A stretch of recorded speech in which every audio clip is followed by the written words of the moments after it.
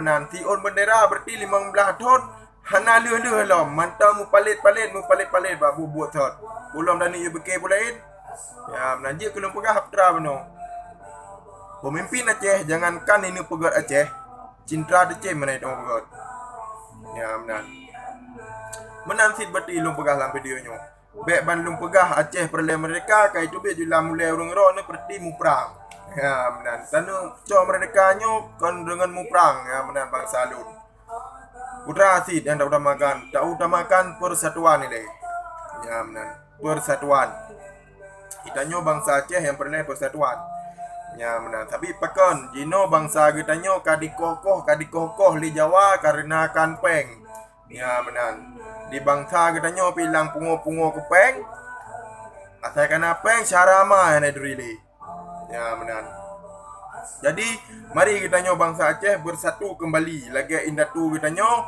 untuk tak pekang Aceh nyo tak pedang akidah Islam yang kukuh ya menan tak jalankan hukum Allah yang kafah di bumi Serambi Mekah.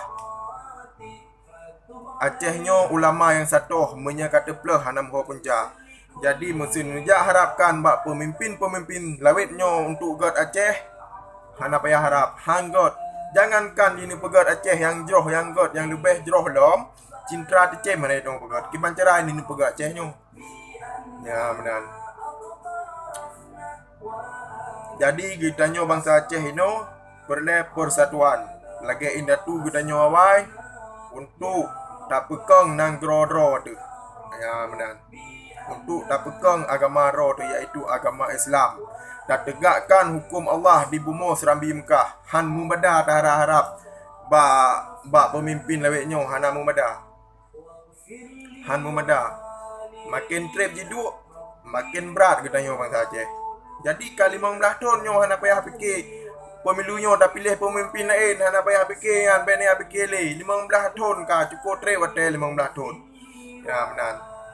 Yang nam tamah po ya Aceh. Urang gasin mentang lagi thot si. Ya benar. Rata sagom tang urang gasin na dipikir hana dipikir. Dana ku Aceh triliun. Ya benar. Triliun dana ke Aceh. Patai truk dana yan berarti bangai-bangai bai dua. Hana itu apa tepu. Kan dipikir ke bangsa wate kena dana kon. Dipikir ke roy le. Untuk kenyamanan hidup roy.